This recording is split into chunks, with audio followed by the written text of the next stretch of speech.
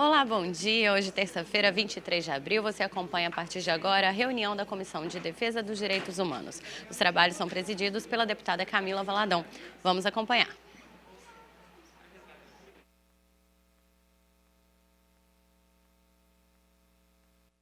Bom dia a todos, todas e todes. Havendo número legal, declaro abertos os trabalhos desta Comissão de Defesa dos Direitos Humanos. Quero saudar o deputado João Coser, que está aqui do meu lado, o público aqui presente, os servidores desta Casa de Leis e também a quem nos assiste pela TV Assembleia, pelas plataformas digitais do YouTube e Facebook. Dispensada a leitura da ata da reunião anterior, conforme já deliberado por este colegiado, na forma do artigo 97, parágrafos 4º e 5º do Regimento Interno. Ao invés da gente entrar na leitura do expediente e nos demais pontos da ordem do dia, quero constar ao deputado João Coser, a minha proposta, deputado, é a gente inverter e já entrar na fase das comunicações, levando em consideração a importância do tema e também as pessoas que estão presentes aqui neste plenário. Tem acordo, deputado? Estou de acordo. Ótimo. Então, eu quero chamar, por favor, para vir aqui para a mesa conosco a secretária de Estado de Assistência Social, Trabalho e Assistência Social, Cíntia Figueira Cíntia Grilo, porque eu conheço como Cíntia Grilo, aí agora apareceu o nome do meio ali. Cíntia Figueira Grilo, por favor, secretária. Vem para cá, fica aqui do nosso ladinho, a gente inverte aqui as plaquinhas. Quero também cumprimentar várias pessoas que estão presentes, e aí faço questão de fazer o registro. O tema da nossa comunicação, da etapa das comunicações aqui, da nossa sessão, é repercussões sobre o fechamento da unidade de custódia e tratamento psiquiátrico do Espírito Santo.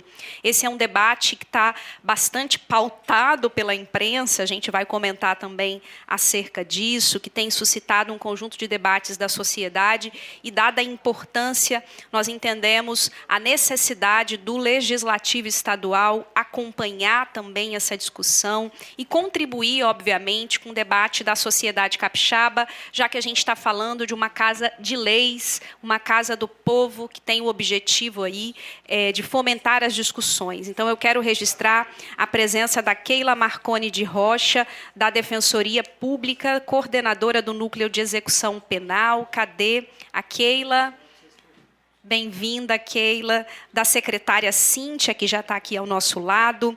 Da Fernanda, é isso? Isso, Fernanda também, que é subsecretária.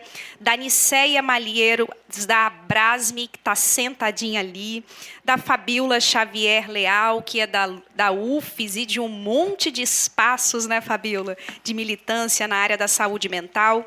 Da Elba Miranda, que é assistente social. Da Invisa, é isso? Falei certo? Falei, está sentadinha ali. Do Pedro Henrique Cunha Duque, do CAP São Pedro. Cadê o Pedro? Está por aqui. Ah, Pedro, boas-vindas.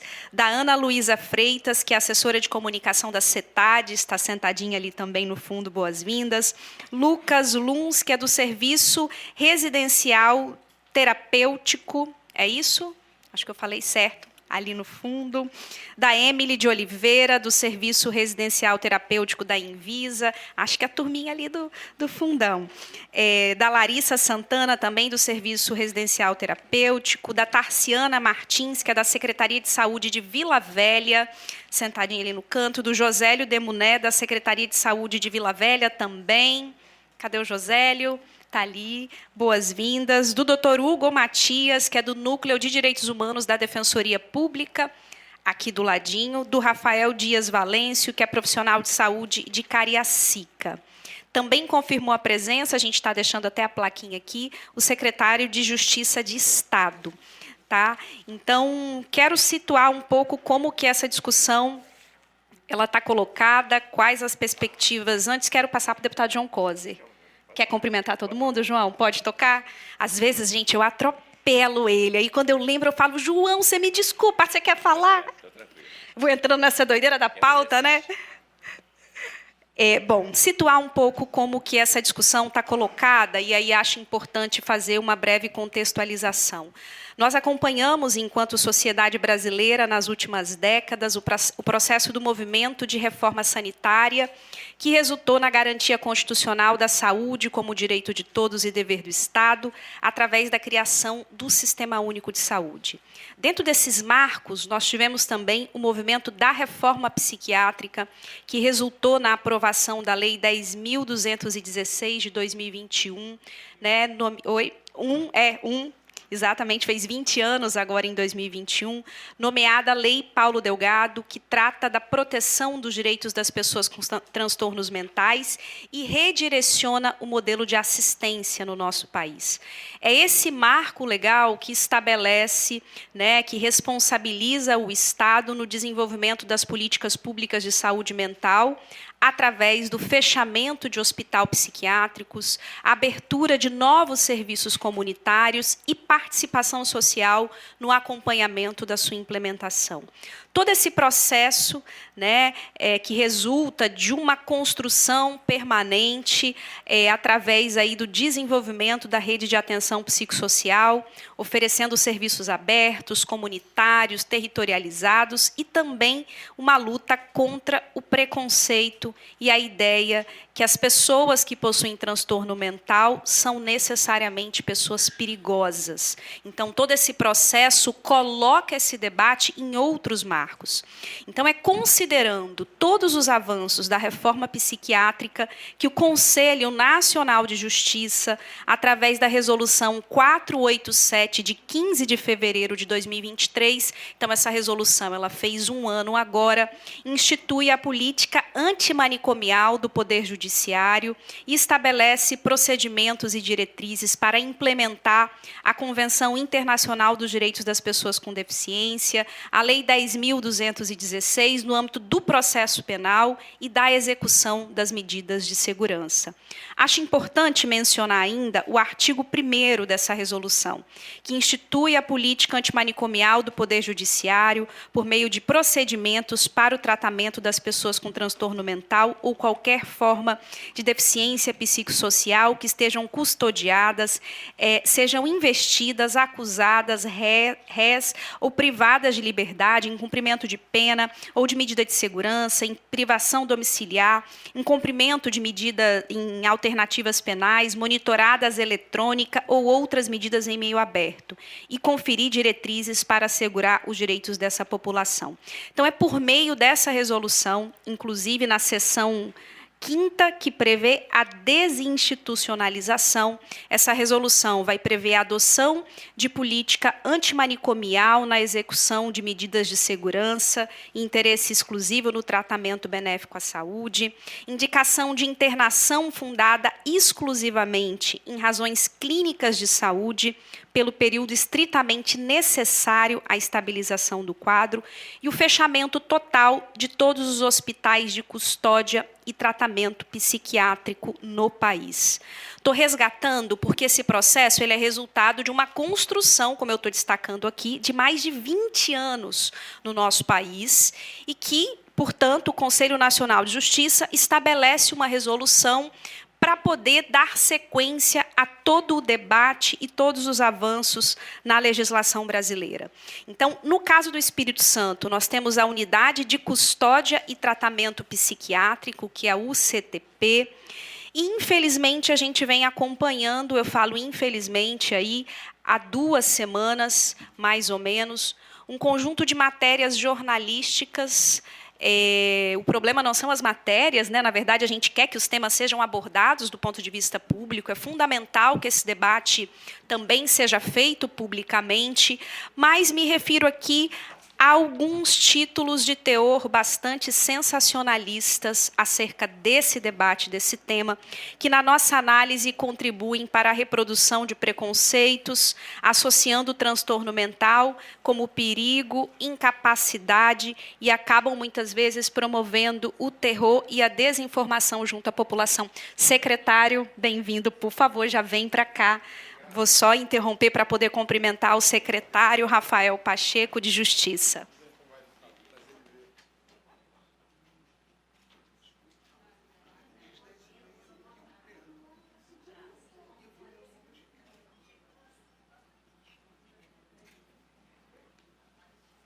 secretário está aqui destacando que aconteceu um erro muito comum aqui na Assembleia, que ele estava no plenário acontece no mesmo horário a reunião da Comissão de Segurança. A gente já teve mais de uma vez pessoas que vieram para a nossa reunião e que ficaram lá, secretário. Isso acontece bastante. Mas que bom que o senhor chegou aqui, a gente está começando. Estou só deputada Irine Lopes, também já chegando. Promotora Catarina, também chegando, boas-vindas. Vocês duas estavam, tá vendo? Todo mundo trabalhando aí em outra comissão, mas que bom que todo mundo chegou.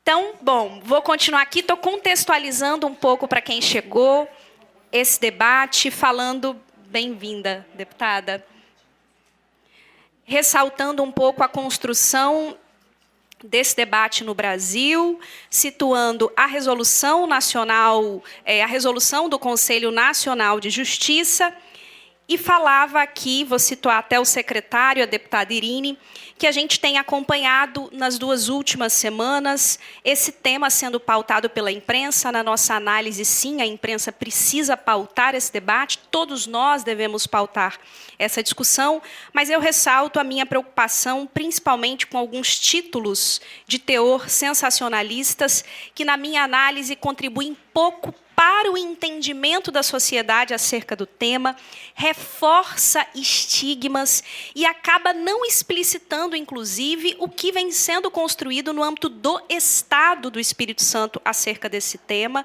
né? Não situa também os debates que vêm sendo feitos pela sociedade civil.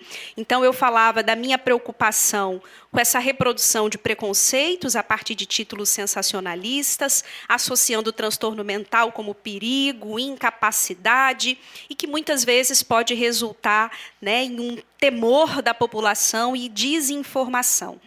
E aí eu quero destacar também que nós tivemos 2 notas públicas da sociedade civil acerca desse tema.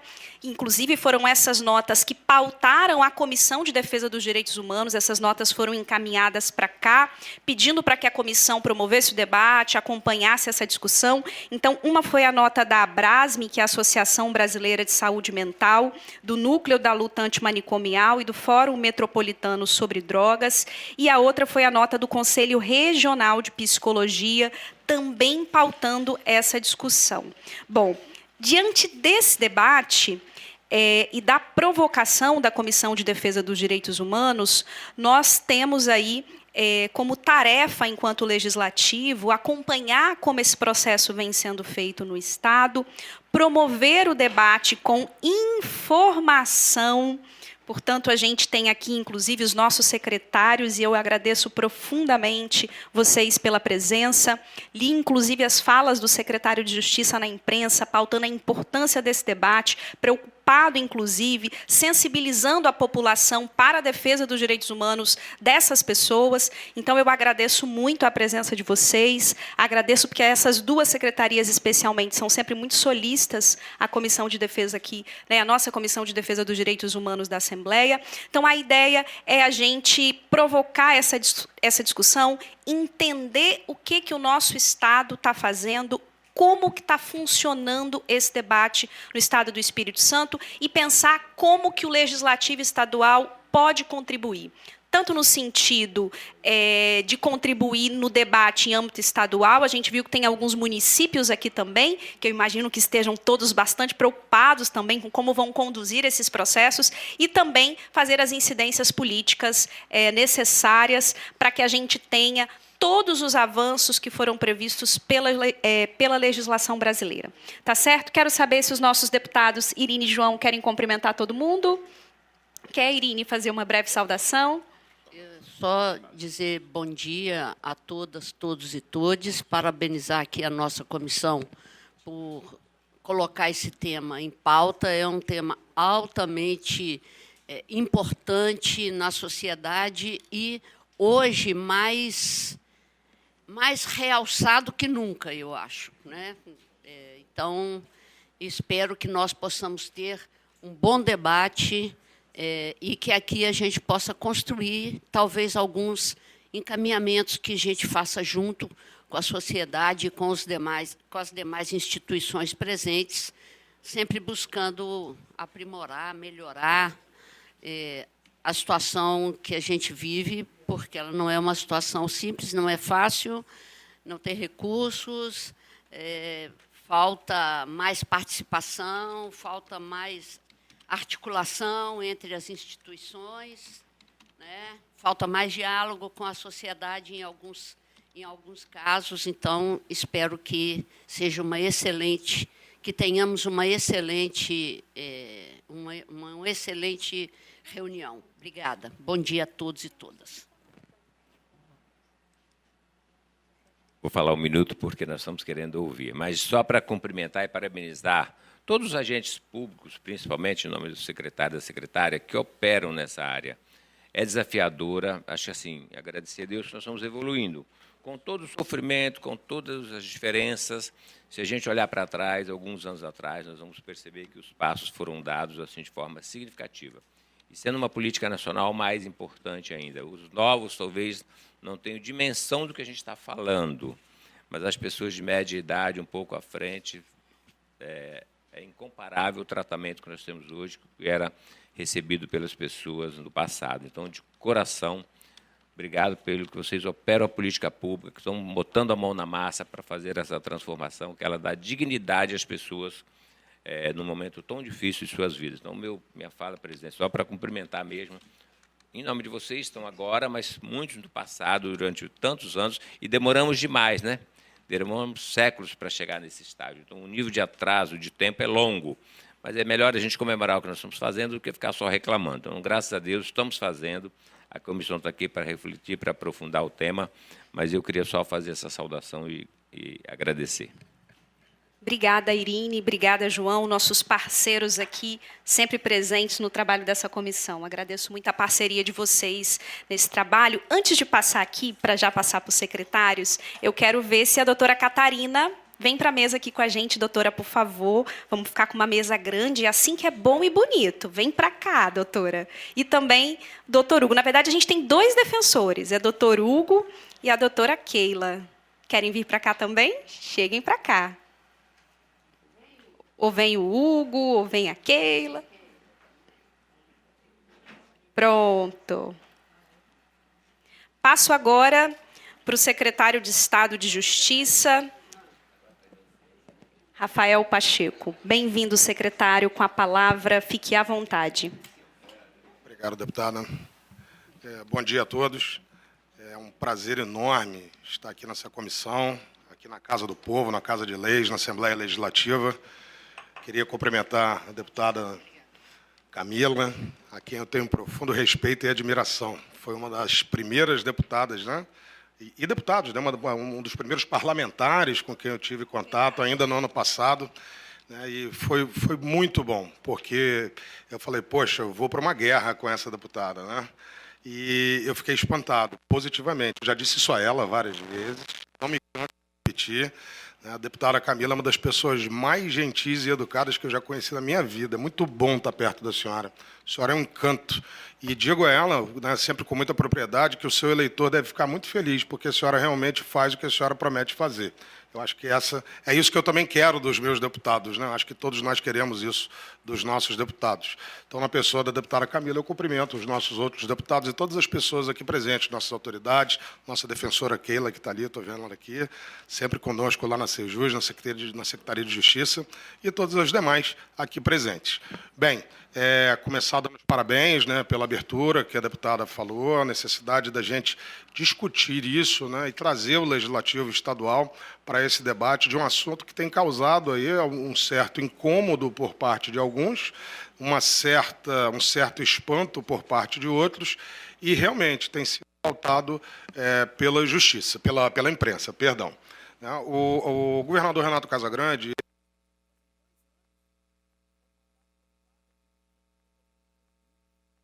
muitos assuntos espinhosos na Secretaria da Justiça, mas ele me pediu que eu sempre mantivesse a porta aberta para a imprensa e tratasse a coisa pública com transparência. A transparência é sempre o melhor detergente. Essa frase não é minha, é de um grande jurista americano. Pois bem, essa questão da política antimanicomial não vem sendo debatida de hoje, né, deputada? Já se vão mais de 20 anos. O deputado falou muito bem, né? Já vem tarde esse debate. Ele tem décadas. Ele não tem dias, ele tem décadas. E aí, parafraseando um filme antigo, né, que trata de uma criança autista, temos que falar sobre Kevin. Então, nós temos que falar sobre a questão antimanicomial. A gente não pode insistir no erro de esconder esse problema e fingir que ele não existe. Ele existe, como tantos são os outros problemas graves que nós temos na Sejus, no sistema prisional e em tantas outras questões caras à sociedade capixaba e à sociedade brasileira. Então, nesse processo da Resolução 487 do Conselho Nacional de Justiça, cabe à Sejus estabelecer duas coisas muito importantes, todas duas associadas ao Poder Judiciário. A primeira, deputada, é a condução do processo de desinternação daquelas pessoas que lá se encontram. E nisso, eu queria saudar aqui a minha gerente de saúde, a Janaína. Faz um tchau, Janaína. Assim, né, que é a responsável pela condução desse processo, uma gerente ímpar, das tantas que tenho lá na Sejus. Mas parabéns, Janaína, pela condução. Estamos todos muito felizes com a condução do seu trabalho. Então, coube a Sejus, no primeiro momento, servir ao Poder Judiciário como um instrumento no auxílio à desinternação dessa população. E tenho que dizer que o escopo dessa resolução ela tem um caráter humanístico. O que se quer é realmente dar uma oportunidade para essas pessoas que elas recebam o seu tratamento de saúde, que já recebem, mas num horizonte e numa ambiência distinta do ambiente prisional. Prisional é o que se quer, dar uma chance dessas pessoas de estar num ambiente onde elas possam ser clinicadas, medicadas, acompanhadas, mas fora de um rito prisional. Esse é o grande escopo dessa resolução. E quanto a essa parte da desinternação, trago boas notícias. Nós iniciamos esse processo com algo em torno de 100 internos. 100, deputada. E hoje nós já estamos com 34. Explico 34. Embora nós tenhamos lá quase 54, né? 20 já estão com um processo de desinternação concluído, aguardando o encaminhamento para as estruturas de saúde. Então, eles ainda estão conosco, mas já estão aptos à desinternação, deputada. O que vem mostrando sucesso na condução do processo. Lembrando que eu tenho dito isso muito nas entrevistas que tenho concedido, os portões não serão abertos. Não haverá uma horda de pessoas caminhando pelas ruas, totalmente desprovidas de cuidado. Não é isso, não é isso. E aí a senhora falou das manchetes sensacionalistas. Ao contrário, existem profissionais em diversas áreas de saber, médicos, assistentes sociais, psicólogos, policiais, advogados, uma miríade de profissionais comprometidos a analisar cada caso, cada indivíduo, e propor a cada um deles um caminho individual. Então, não há, por parte de nenhum desses profissionais, a ideia de abram-se os portões e vamos ver o que vai acontecer. Não é isso. E lembrando que essas pessoas lá entraram com uma ordem judicial e de lá sairão com uma ordem judicial. E assim tem sido feito.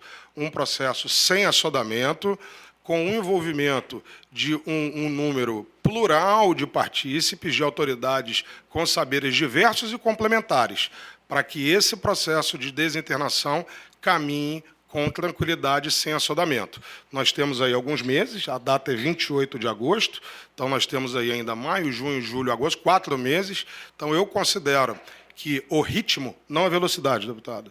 O ritmo não é velocidade. O compromisso não é com a velocidade, é com a adequação da atenção que essas pessoas precisam. Mas o ritmo tem sido adequado e nós estamos convictos que juntos vamos cumprir o primeiro mandamento dessa resolução, que é a desinternação completa dessa população.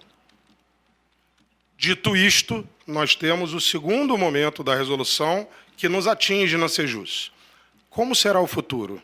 Aliás, o presente, porque nós já temos pessoas nessa situação que aguardam a definição dos novos processos, dos novos fluxos de ação. E isso é importante, porque nós precisamos pautar os juízes não com o que fazer, mas onde, com quem atuar. Porque nós não podemos deixar os magistrados sem a noção de quem é o par adequado para cada momento processual. Então, nesse sentido, a Secretaria de Justiça já definiu, está terminado, está finalizado os ritos, o fluxo de ação para aquele homem, para aquela mulher, que num primeiro contato, seja numa prisão em flagrante com a Polícia Militar, seja numa prisão preventiva oriunda da Polícia Civil. Ei, Camila, tudo bem? Aquela Camila, deputada, a outra Camila, uma amiga.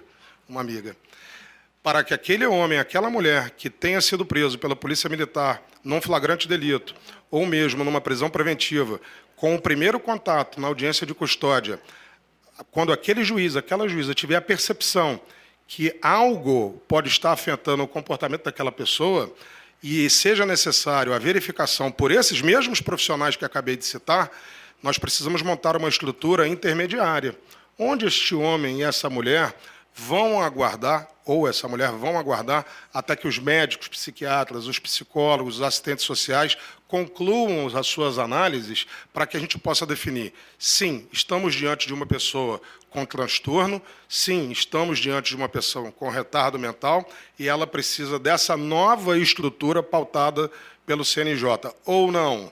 Tratava-se de um momento, esta pessoa é plenamente capaz, ela compreende a gravidade do que cometeu e dos atos que cometeu, e ela segue para o sistema penitenciário capixaba, por assim dizer, normal.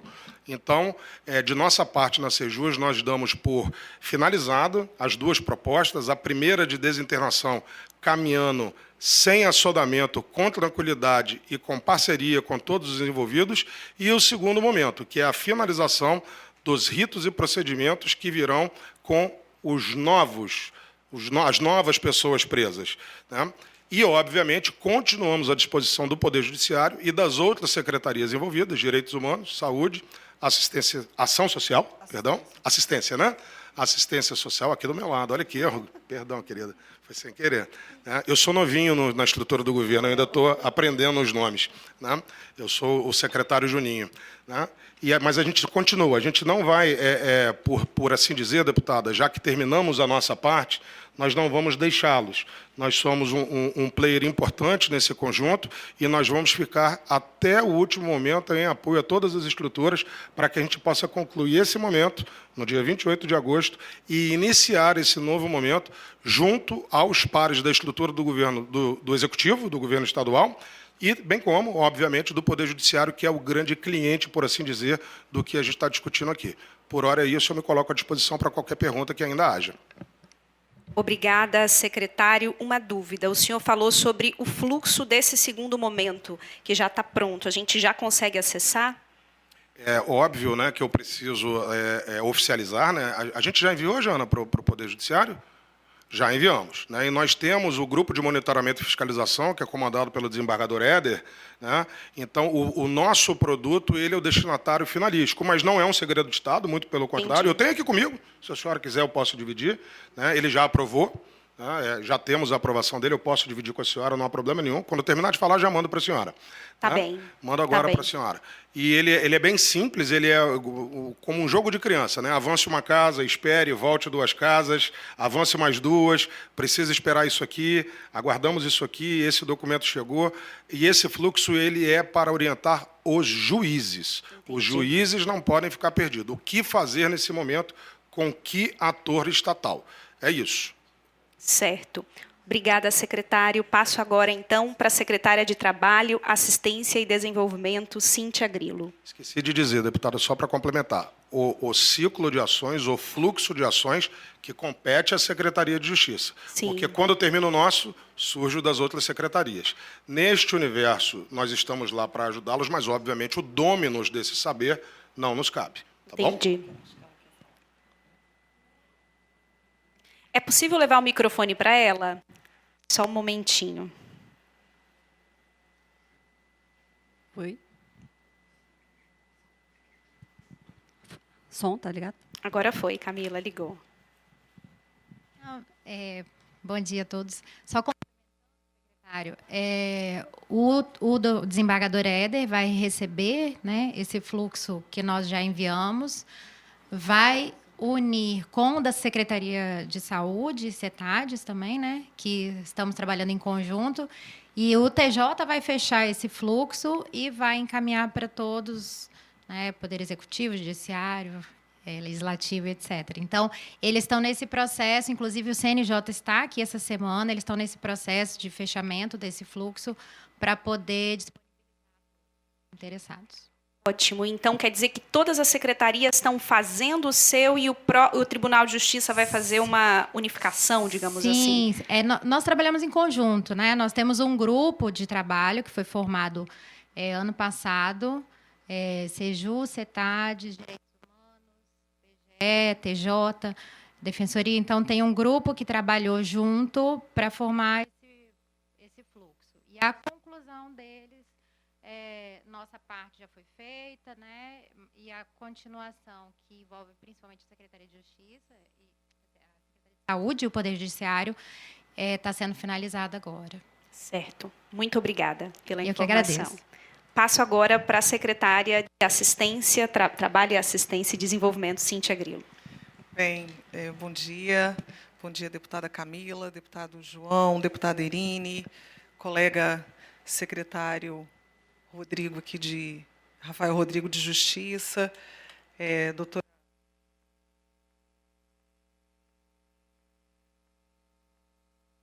nosso público, todos os que nos assistem. Do secretário Rafael, que muito bem colocou a posição do governo do Estado, né, no processo de construção desse fluxo e do atendimento aos dispositivos legais estabelecido agora há um ano, que é a resolução do CNJ.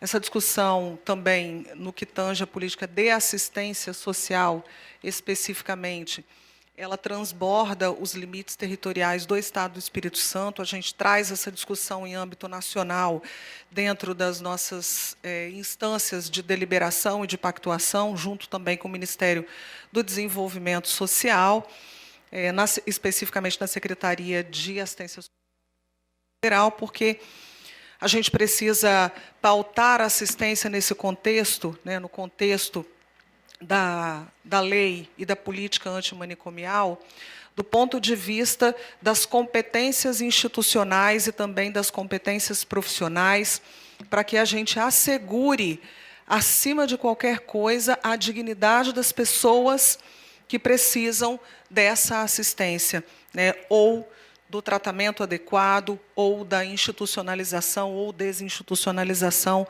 adequada que o processo nos exige. Então, do ponto de vista também de alguns conceitos que precisam ficar mais claros e transparentes à sociedade e à população, do que é transtorno e do que é deficiência, para a gente entender qual é o equipamento correto ou o equipamento que dê dignidade ao tratamento e acompanhamento, né, das pessoas que nós dialogamos, né, a saúde com um papel fundamental, mas a intersetorialidade do governo do Estado do Espírito Santo é a pauta que o governador Renato Casagrande coloca para a gente no âmbito dessa discussão. Então, uma etapa, como o secretário já disse aqui, finalizada para que a gente inicie, caminhe para a construção das novas etapas desse processo. Nós estamos falando de vidas, nós estamos falando de pessoas e nós não estamos falando de objetos. Só interromper um segundo a fala da secretária para fazer o registro de presença do deputado que chegou aqui agora, que está cumprimentando todo mundo, Pablo Muribeca, que é integrante da Comissão de Saúde aqui da Assembleia. Boas-vindas, deputado, aqui na nossa reunião. Vou pedir, o senhor vai ficar para providenciar? Tá, passou só para dar um abraço, cumprimentar todo mundo, registrar a presença. Ok, agradecemos pela presença. Bem com essa bancada aqui. Então, essa bancada aqui está forte hoje. Desculpa, secretária. Sim, mas retomando, nós estamos falando de pessoas, né? Como eu disse, nós não estamos falando de algo que a gente simplesmente tira e deixa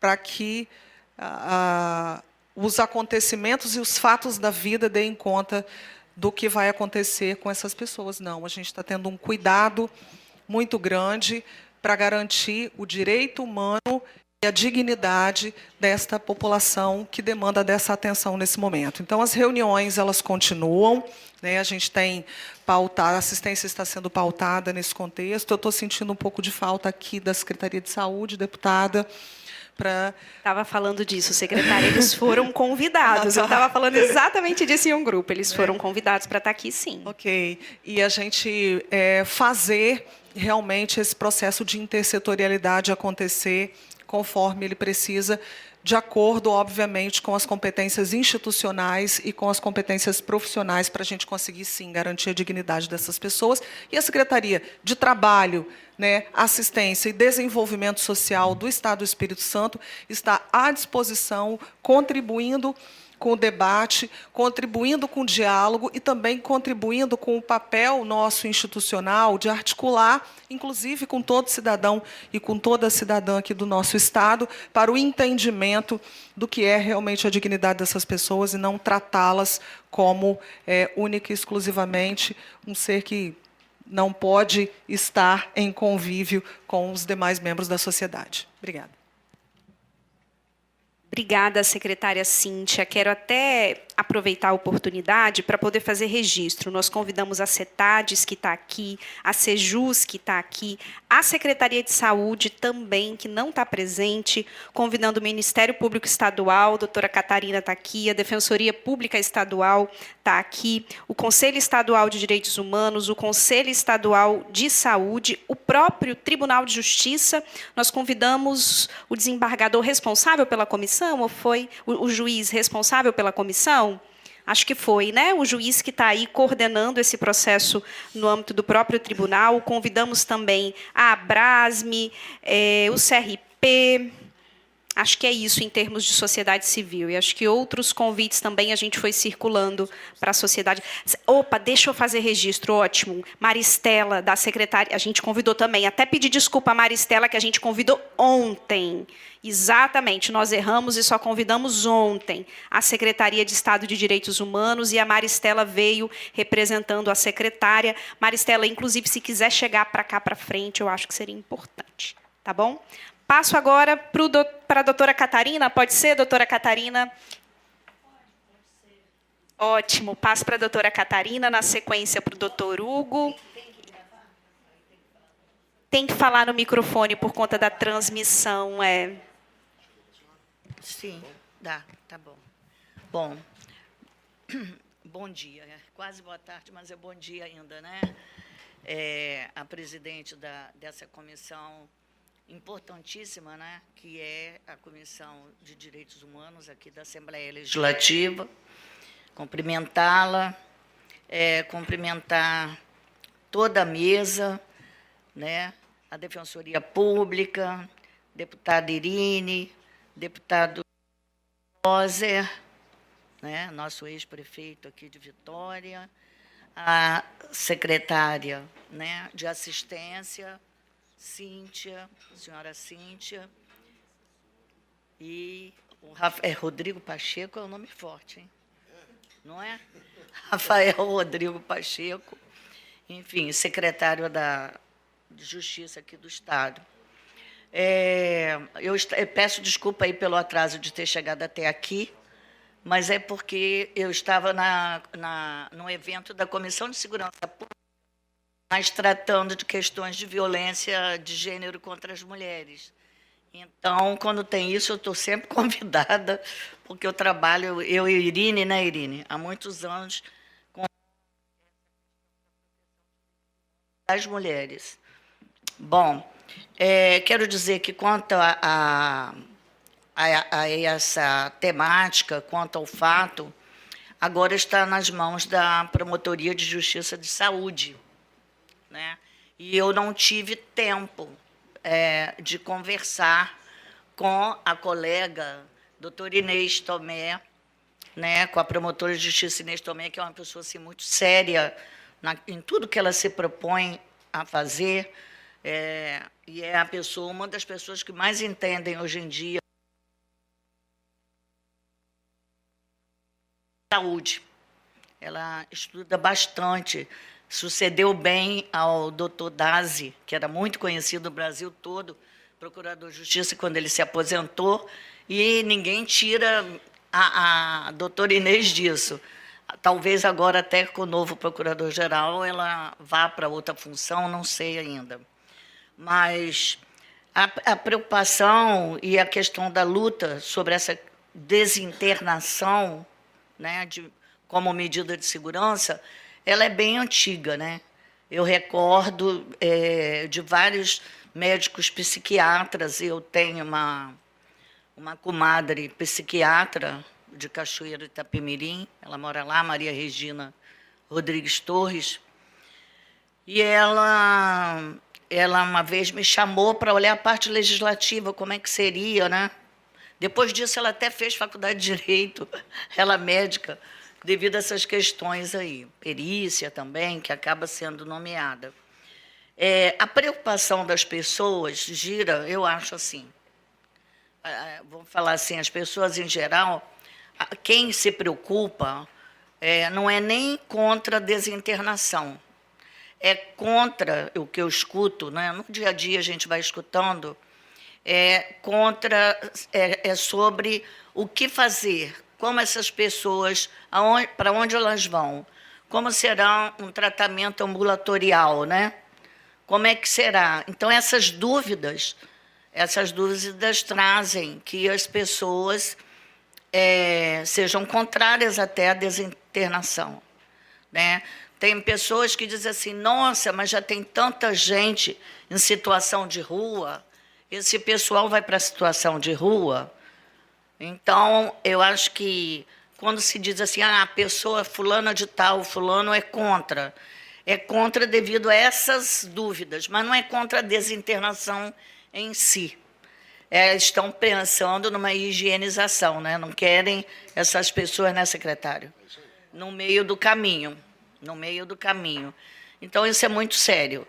Agora, pelo Ministério Público, né, deve falar posteriormente, né, ou continuar encontrando o pessoal que está nessa comissão, pessoal que trabalha ali direto, né, que não somos nós, a Inês Tomé, mesmo que ela saia dessa função temporariamente, pode ser que saia no mandato agora do doutor Éder, doutor Francisco, que toma posse dia 2 de maio como procurador-geral, sucedendo a doutora Luciana Andrade, mas ela vai continuar com essa questão. Ela é muito preocupada com essa questão da saúde mental e as pessoas para onde que vão, né?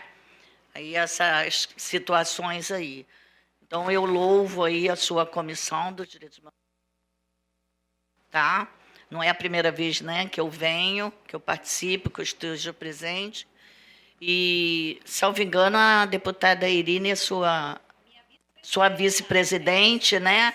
Sua vice-presidente da comissão e é minha velha amiga, né? A gente pode falar que é velha, né? Eu sou mais velha do que ela, hein, gente?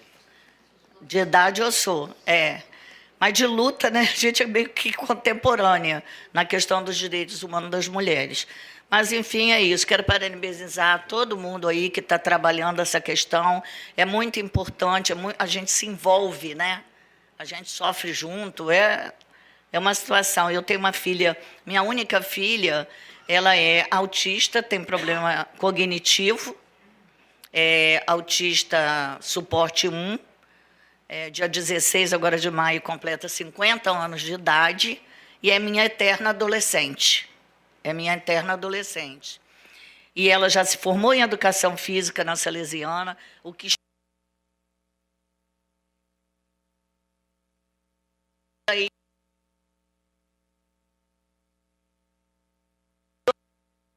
e acabam até cometendo ato, né, infracional, e, lamentavelmente, é isso que acontece, que acontecia muito, né? Mas é isso. Obrigada. Obrigada, doutora Catarina. Vou passar agora para o doutor Hugo. Pode sentar aqui no lugar do João Coser. Cadê Maristela? Veio para cá? Vem para cá, Maristela, você não quer não? Vem para cá, Maristela, que é gerente da Gerência de Políticas para a Pessoa com Deficiência da Secretaria de Estado de Direitos Humanos. Pronto, Maristela, agora vagou aqui e ali, dá para ir nos dois lugares. Doutor Hugo, com a palavra. Na sequência, a gente escuta a Maristela, gente, e a gente vai passar para as intervenções e a gente vai começar com a intervenção da Niceia da Abrasme, tá bom? Aí já podia até vir aqui para frente, ó, com esse microfone aqui. Bom dia, bom dia. Bom dia a todas as pessoas aqui presentes. Bom dia à deputada Camila Valadão, presidente dessa comissão, a deputada Irine Lopes, o deputado João Coser, a secretária de Assistência Social, a senhora Cíntia, o nosso secretário de Justiça, o senhor Rafael, a nossa amiga, procuradora de Justiça, a doutora Catarina, a Maristela, que representa a Secretaria de Direitos Humanos, e a todas as pessoas aqui presentes, pessoas tão ilustres, professora Fabiola, minha colega Keila, enfim, tantos companheiros e companheiras. Sobre esse tema, primeiro a gente registra que, enquanto Defensoria Pública, a gente sempre olha para o sistema prisional brasileiro, e não apenas para o do Estado do Espírito Santo, a partir da DPF 347, que registra um estado de coisas inconstitucional e registra uma situação em que o Estado brasileiro ele tem uma dificuldade de garantir uma qualidade, por assim dizer, em geral, o Estado brasileiro no seu sistema prisional. A participação da Defensoria nessas discussões, seja na perspectiva da penal, execução penal, seja na perspectiva de saúde mental, ela também tem um detalhe que é importante a gente relembrar. Foi muito difícil para a Defensoria Pública conseguir se inserir na luta coletiva de direitos. Nós tivemos que alterar a legislação, tivemos que ter uma demanda no Supremo Tribunal Federal e, por fim, uma emenda constitucional que permite à Defensoria o monitoramento, o acompanhamento das demandas coletivas. Nacionalmente, a Defensoria Pública apoia a Resolução 487 do CNJ. A Defensoria participou do grupo de trabalho que gerou essa resolução. E a Defensoria tem umas notas, seja da nossa associação, mas, sobretudo, do Colégio Nacional de Defensores Públicos Gerais, apoiando a Resolução 487. À frente do trabalho, acredito que a minha colega Keila também tenha muito o que contribuir, o Núcleo de Execuções Penais, que tem feito o acompanhamento do sistema prisional capixaba. A gente tem participado dessas discussões a partir de uma coordenação específica mais recente, que é a Coordenação de Direitos da Pessoa com Deficiência e da Pessoa Idosa da Defensoria Pública, que atua em conjunto com o Núcleo de Direitos Humanos. A gente reforça a importância da resolução e é importante defender a resolução porque hoje, salvo engano, ela está sendo questionada no Supremo Tribunal Federal. Nós temos algumas ações questionando essa resolução e a resolução ela concretiza no âmbito brasileiro muitos dos postulados da Convenção de Direitos da Pessoa com Deficiência e da Lei 10.216, que trata da luta antimanicomial. Por falar na Lei 10.216, e aí peço até vênia para falar com uma plateia tão qualificada, os centros de atenção psicossocial parecem ter ganhado um protagonismo com essa legislação em detrimento das instituições asilares.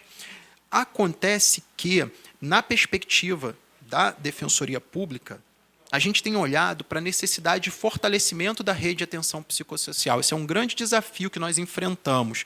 Temos feito algumas conversas, alguns encontros com as redes de atenção psicossocial na Defensoria Pública, são encontros muito ricos, e, inclusive, a Secretaria de Saúde ela encaminhou para a Defensoria Pública um diagnóstico da rede de atenção psicossocial do Estado.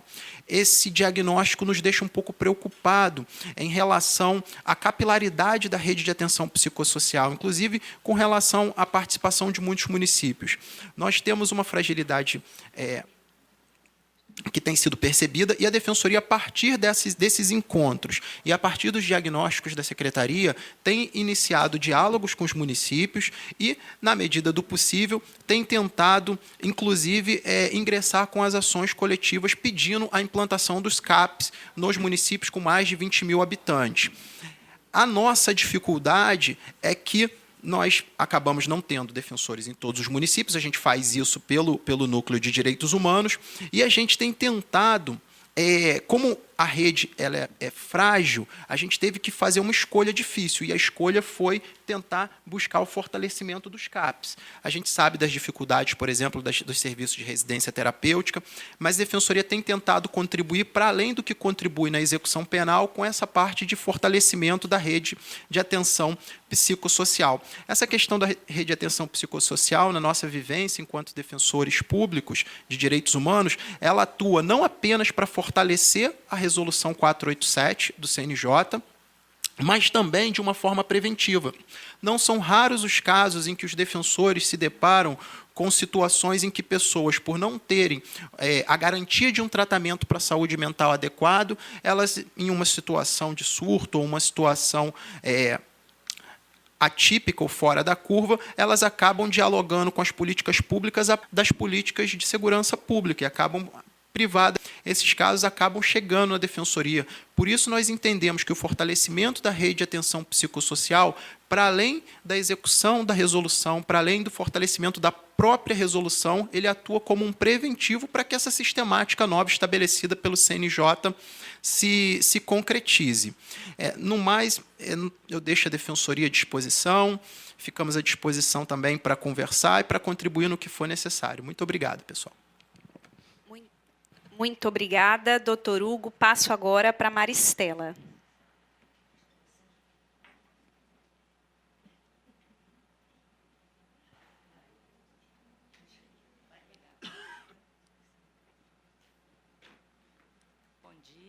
Bom dia, todos, todas e todes.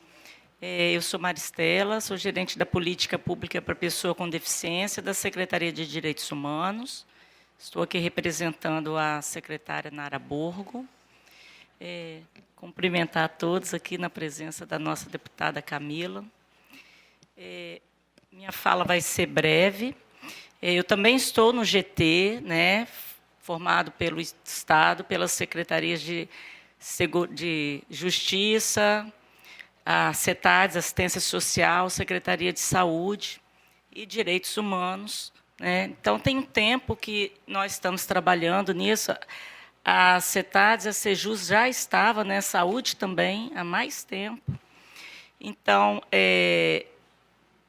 aqui a gente está numa função, e a deputada formulou muito bem, o secretário Rafael, a secretária Cinti também, que é desmistificar, né, a questão de que os loucos sairão na rua, né? Isso é horrível, é um estigma horrível.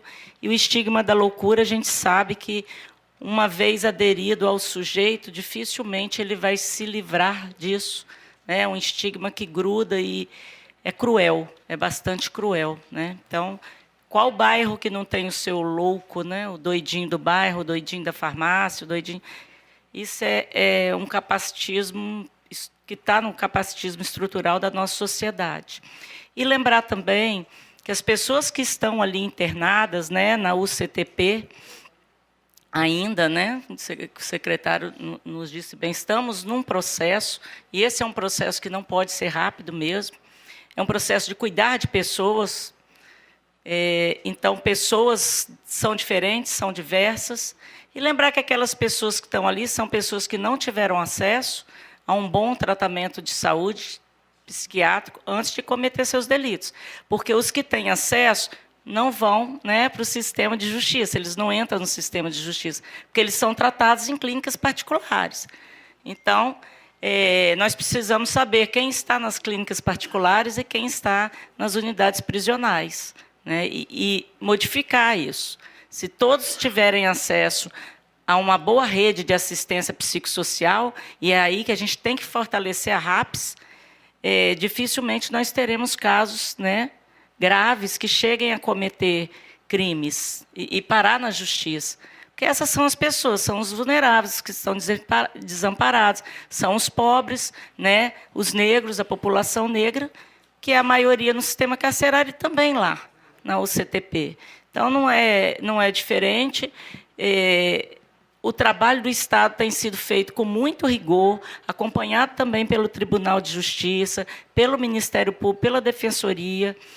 A Secretaria, né, de Direitos Humanos, a gente tem estado presente para poder ajudar na conceituação, ajudar nas ponderações e firmar, estamos tratando de pessoas, né? E pessoas têm que ser tratadas com seus direitos garantidos a todos têm que ter os mesmos direitos garantidos. Então, se eu garanto assistência a um, eu tenho que garantir a outro.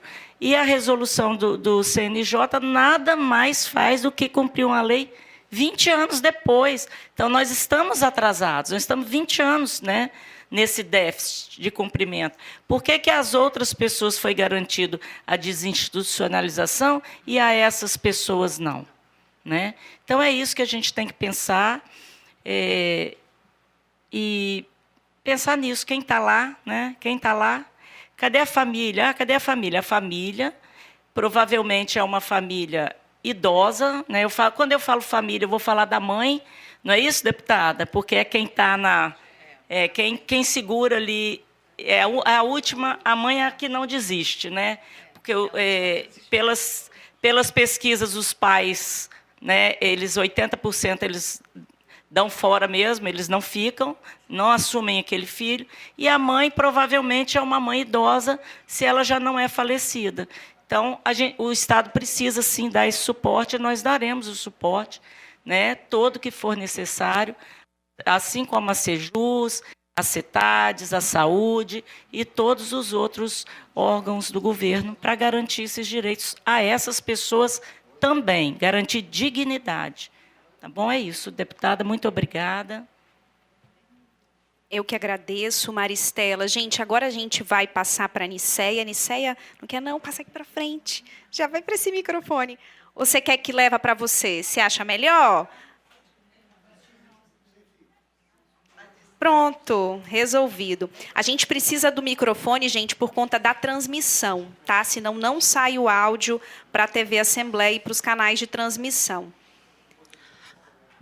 Bom dia a todas as pessoas Niceia, antes também, rapidinho, e quem quiser se inscrever, a gente viu que tem pessoas de CAPES, deixa eu até fazer, Camila tinha me entregue aqui agora outros registros, eu acho que eu passei minha folhinha. Depois você traz de novo, Camila, os registros. Quem quiser fazer intervenções também, tá? Só pedir aqui, Sandra tá... Bom, eu fui inscrita, né? Bom dia a todos e todas. Presentes aqui nesse processo importantíssimo. Eu sou Niceia Malheiros, né, represento a Associação Brasileira de Saúde Mental, represento o Núcleo da Luta Antimanicomial do Espírito Santo, Fórum Metropolitano sobre Drogas, e sou, né, de todos esses lugares que eu falo também de uma trabalhadora da saúde do município de Vitória, por mais de 20 anos e quase 30 no movimento da luta antimanicomial. Então, né, enquanto a Brasme, né, como saúde a todas as pessoas, é um assunto que me afeta demais, me toca demais, eu estou muito afetada, então eu tenho que até respirar, né, acho que um pouquinho de água aqui, porque, na verdade, né, a Brasme, a Associação Brasileira de Saúde Mental, é uma organização da sociedade civil, e todo mundo que está ali representante, né, nossa presidente... Essa presidenta é a Ana Paula Gujó, da Fiocruz, da LAPS, né, que faz os estudos do campo da atenção psicossocial há muitos anos. Nosso fundador da Abrasme é Paulo Amarante, que é um capixaba, né, que a gente tem que referenciar, porque tem muitas pesquisas e trabalho nesse campo. E aí foi citada a Lei 10.216 aqui, né? E, na verdade, ela fez 21 anos e nós já tínhamos no Estado os CAPs aqui, alguns CAPs, né?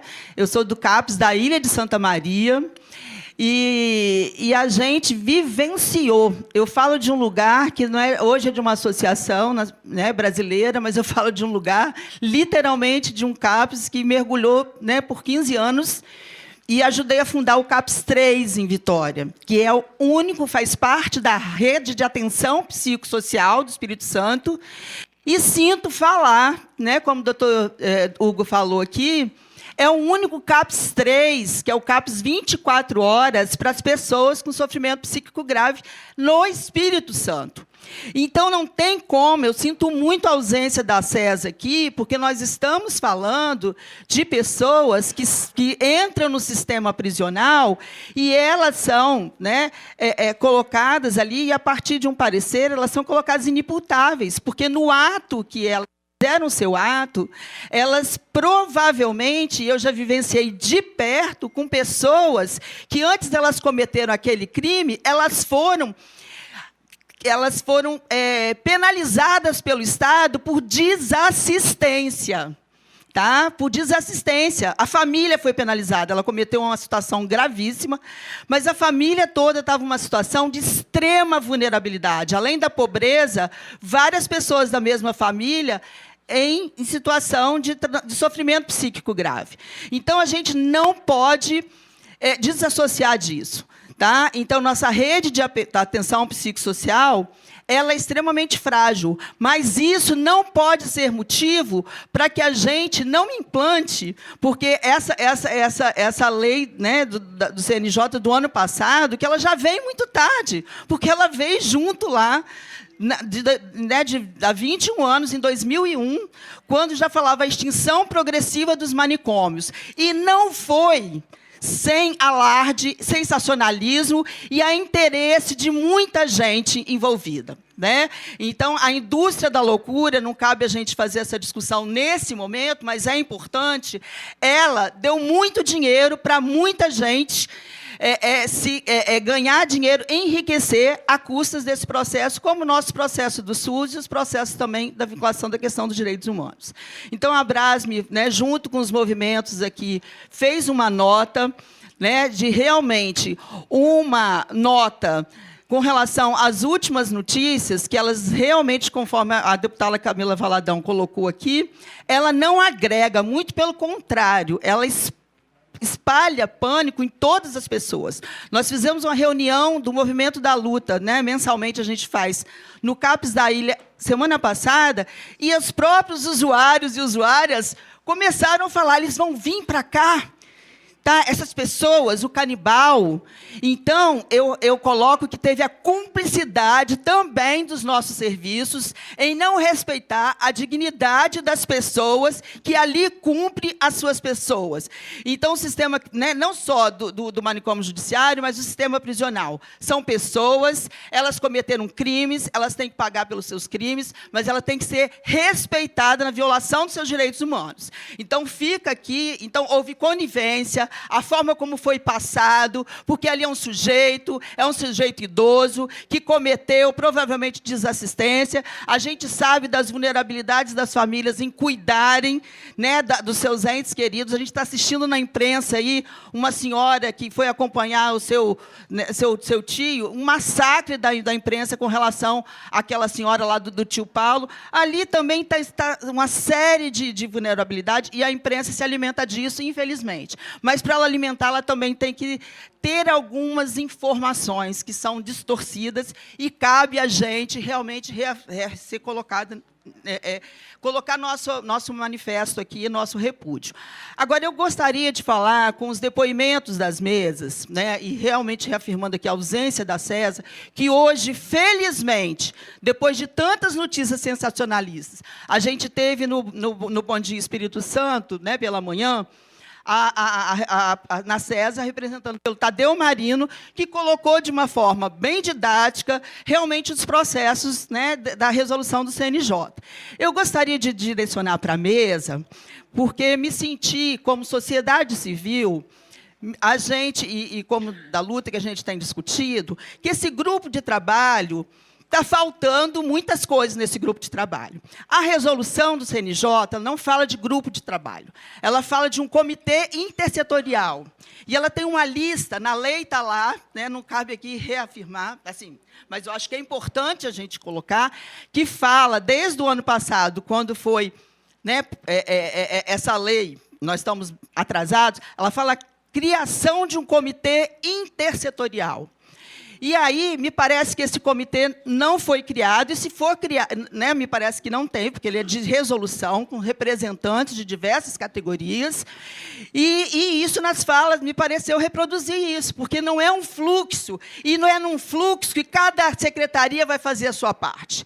É um fluxo integrado, não só dos 57 que estão lá, como do que vai vir daqui para frente, porque, pela nova legislação, essas pessoas que realmente, após uma avaliação séria, que não é só do psiquiatra, de uma equipe de atenção psicossocial, inclusive que é Justiça e Saúde, vai fazer essa avaliação e aí vai definir. Essa pessoa vai ter responsabilidade com a Justiça e ela vai ter responsabilidade e ela vai ser cuidada pelos equipamentos da rede de atenção psicossocial. Então, é disso que fala. E para cada sujeito, para cada pessoa que estiver ali, não é um fluxo de atendimento que vai ficar jogado fora. É acompanhado de um dispositivo muito caro para nós, da atenção psicossocial, que é um projeto terapêutico singular, que não é simples, ele é complexo, ele envolve as diversas secretarias, e não é essa coisa de encaminhar, você faz isso, faz aquilo. É um trabalho em conjunto, que precisa de equipes fortes, precisa de uma rede de atenção psicossocial. Há uns 20 dias atrás, a gente teve uma dissertação de mestrado de uma professora, de uma aluna do Fênix, do Serviço Social, e fez uma avaliação dos nossos recursos da saúde mental no nosso Estado. A gente está muito aquém. Então, a gente precisa fortalecer, mas não vai ser isso por esses recursos. Se a gente ficar adiando por conta disso, foi assim que a gente avançou, a gente tem uma rede, tivemos muito, né, estamos precários aqui no Estado, sim, né, a gente tem que correr atrás. E é sobre isso. Então, eu gostaria de, né, meu direcionamento é com relação ao comitê, né, interinstitucional, conforme colocado pela lei. E isso, né, para mim, está claro que isso não está presente, pelo menos não foi falado aqui. As equipes de EAP, também colocadas na lei, e com representantes da sociedade civil, da Abrasme e do Núcleo da Luta Antimanicomial, que é necessário estar presente nisso. Obrigada, desculpe se eu me... Niceia, eu agradeço. Você falou que eu te inscrevi forçadamente, mas é porque, na verdade, foi a partir da nota enviada por vocês, inclusive pela Abrasme, que protagonizou, que a gente pautou o tema. Então, eu achava importante vocês que fizeram, né, a nota fazer essa fala inicial aí de abertura. Passo para o Rafael, trabalhador da saúde mental de Cariacica. Gente, eu vou começar a controlar o tempo, viu? Por conta... Pode ser, Rafael? 4 minutinhos? 4. Tá, não vou levar isso tudo, não, espero. Ótimo. Bom dia, pessoal. Eu queria, antes de fazer minha pergunta, eu queria trazer um elemento aqui que eu acho que a gente está em momentos de muitas radicalizações e tem momentos que a radicalização ela é necessária. E eu acho que, em se tratando de saúde mental, uma radicalização necessária é ser estritamente antimanicomial. Essa é uma radicalização que eu acho que ela é necessária. Não é possível um cuidado em saúde mental que seja minimamente manicomial. Então, quando eu estou falando, né, da UCTP ou dos manicômios judiciários, não basta, para mim, a deshospitalização. É preciso que eu tenha uma política antimanicomial, não só que retire do hospital, mas que, junto com isso, eu promova um cuidado em liberdade, um cuidado promotor de autonomia, um cuidado, inclusive, que não é feito apenas por profissionais psis, seja psiquiatra, seja psicólogo. Os saberes psis, eles não são detentores do conhecimento e do cuidado em saúde mental. A gente tem o serviço social, a gente tem a enfermagem, a gente tem a terapia ocupacional e infinitos outros saberes, inclusive os populares, sobre o cuidado em saúde mental. E isso é importante ganhar cena. Por que eu estou falando disso? Porque a gente tem uma lógica de atenção psicossocial, como se o psico fosse do psicológico e o social fosse do serviço social, né? E esquece todo outro contexto social que é necessário para a promoção do cuidado, né? Dito isso, eu queria trazer alguns elementos que passaram por mim pela minha prática profissional, nesses anos trabalhando com saúde mental. O primeiro é uma senhora de 70 e poucos anos que estava delirante na rua, e eu acompanhava essa senhora, e a filha dela me liga, porque eu falei que quando ela estivesse numa situação de crise, ela podia acionar o SAMU. E o SAMU se recusou a ir sem a presença da polícia, para uma senhorinha desse tamanho.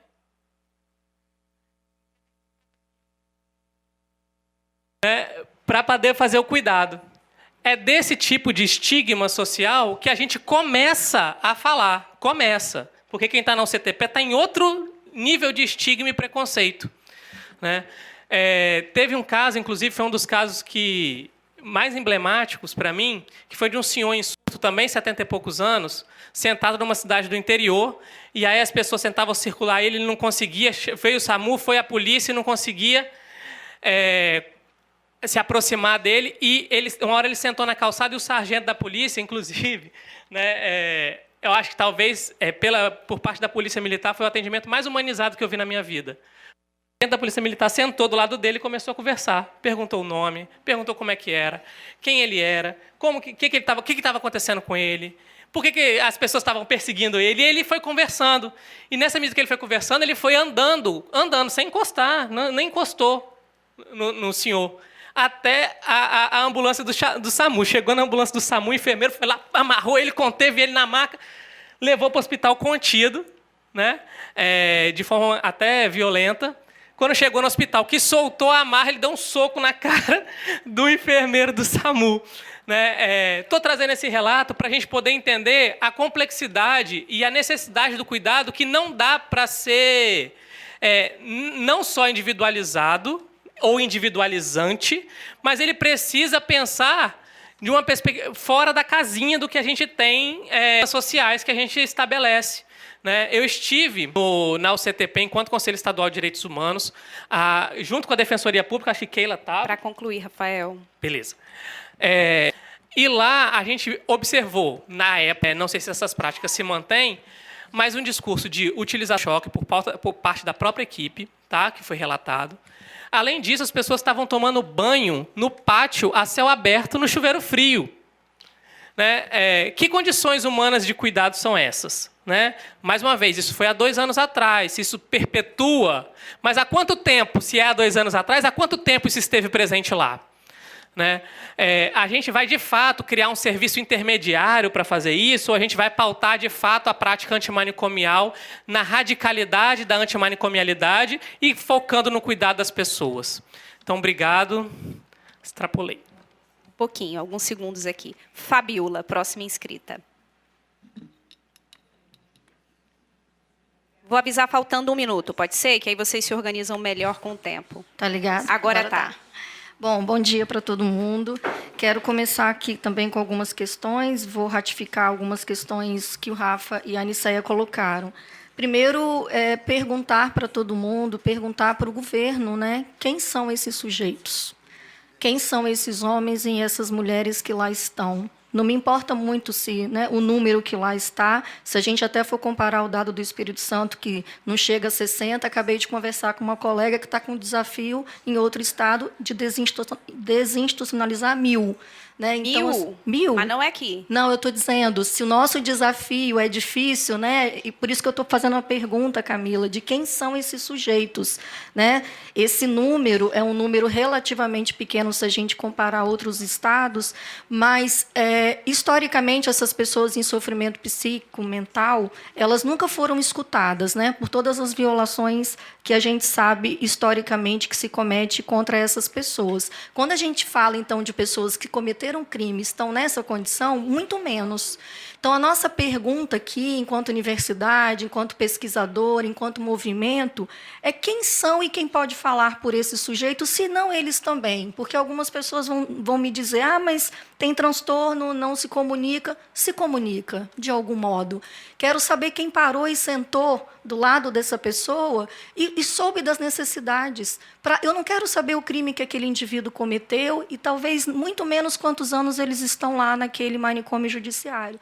Mas me interessa saber quais são as condições de vida e de prospecção de vida para essas pessoas. A gente está aqui numa sala maravilhosa, com conforto, discutindo vidas que não têm sido ouvidas ao longo... Né? A gente sabe que tem pessoas institucionalizadas lá desde a década de 80.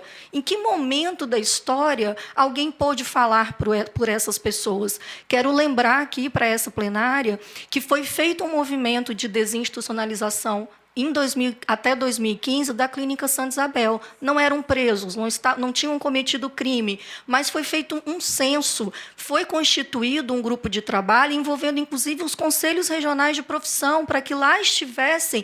E não basta a gente ter perfil, até porque eu odeio essa palavra, né? Mas a gente precisa primeiro falar sobre esses sujeitos. É a minha primeira pergunta. E, nessa linha, defender aqui e cobrar do governo do Estado que nomeie em diário oficial esse comitê institucional. Isso está previsto na resolução há 1 ano. Por que até agora apenas um GT? A Aniceia não falou, mas eu quero falar. Né? Eu vou gastar o tempo para ler aqui. É o artigo 20, no inciso 6º, da resolução do CNJ. O Comitê Interinstitucional de Monitoramento da Política do Poder Judiciário, do qual contará com representantes da Vara de Execução Penal, da Saúde Mental, da Assistência, do Mecanismo Estadual de Prevenção e Combate à Tortura. Onde estão esses colegas que não foram acionados? Os Conselhos Regionais de Serviço Social, Psicologia, Medicina, Ministério Público, Defensoria, Conselho da Comunidade, onde houver, equipe de saúde da Secretaria responsável pela gestão prisional, conselhos de direitos, organizações da sociedade civil afetas ao tema, usuários, entre outros. É urgente que esse comitê, já deu meu tempo, seja instituído. E aí, vou mais 2 questões. Primeiro, eu até fiquei feliz com as falas da mesa que falaram de deshospitalização. De fato, que me parece o que está acontecendo. A nossa pergunta aqui hoje é, não é fluxo, mas como é que tem sido tratado a desinstitucionalização? A gente sabe que essas pessoas podem ser direcionadas para RT e RIs, mas é preciso a gente olhar para as condições dessas instituições. A gente sabe que as RTs do Estado todas estão terceirizadas pelo Envisa, então há um processo complexo, né, de execução desses serviços no Estado. A gente precisa pensar recurso, formação, rede, profissionais, estrutura, e, como a Aniceia falou, o último dado, infelizmente, eu não sei se o secretário de Justiça e de Assistência sabe, o Estado gastou, nos últimos 12 anos, na política estadual, nenhum % de recurso para a saúde mental. Fico aqui me perguntando como nós vamos garantir uma desinstitucionalização onde não há recurso. Então, discutir fluxo é importante, mas o que está por trás desse fluxo que a gente gostaria de colocar? Temos que lembrar que são residências e assim têm que serem tratadas. Obrigada. Desculpa, gente, eu fico com esse papel chato do tempo. E eu até me perdi um pouco no tempo. Depois eu vou trazer algumas dúvidas, porque na hora eu estava aqui fazendo uma consulta para os secretários e me perdi no tempo. Mas, só falar para vocês ficarem tranquilos que a gente tem Tarciana e mais 2 pessoas inscritas para a gente poder fechar em virtude do tempo. Tá bom? Aqui no cantinho, para o microfone, gente. Aí atrás de você, Joyce.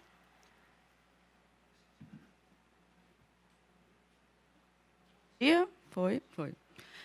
Bom dia a todos. Sou Tarciana, hoje eu estou como gerente dos serviços especializados de Vila Velha. Me senti contemplada em todas as falas que já tiveram aqui. E aí eu vou me colocar, porque hoje eu sou uma servidora efetiva do município, já há 8 anos no município de Vila Velha, mas eu vou me colocar aqui no lugar de gestão. Nesse momento,